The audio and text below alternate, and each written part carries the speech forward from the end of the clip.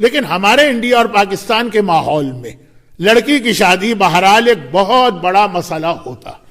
ایک خاص عمل عرفات کے دن بیٹیوں کی شادی کے حوالے سے بتایا گیا، اور میں ہر سال حج کے موقع پر یہ عمل کرتا رہتا ہوں. مومنین اپنے نام دیتے ہیں تو وہ لسٹ ہی اتنی بڑی ہو جاتی تھی آخری 2 سالوں میں کہ میں نام نہیں لیتا تھا کہ بھئی اگر یہ نام لوں گا تو آدھا تو اعمال کا وقت اس میں ہی چلا جائے گا. لیکن نیت میں رکھ کے، اور وہ ہے قرآن کریم کا ایک سورہ ہے سورہ طارق، جس کی ایک آیت کی تلاوت میں پچھلی 2 مجلسوں میں کر کے آج بھی اس آیت کو دہرا چکا ہوں.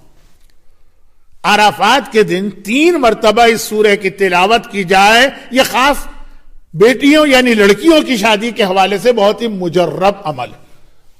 جیسا کہ میں نے کہا کہ مسئلہ تو لڑکوں کے لیے بھی ہوتا، لیکن ہمارے انڈیا اور پاکستان میں ایک زیادہ تصور لڑکیاں یا بیٹیوں کے حوالے سے ہے. سورہ طارق 30ویں پارے میں ہے.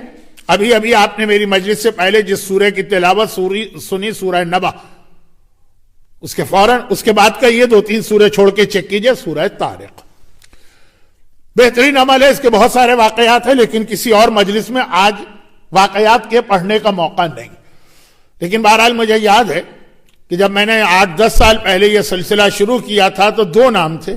پچھلے سال 2500 نام میرے پاس تھے ان بچیوں کے، اور یقیناً ہر سال فائدے ہو رہے ہوں گے تبھی لوگ ایک دوسرے سے کہتے تھے. تو یہ تو میں نے ایک ضمنی بات بتائی کہ بہت ہی مجرب یہ سورہ ہے بیٹیوں کی شادی کے لیے.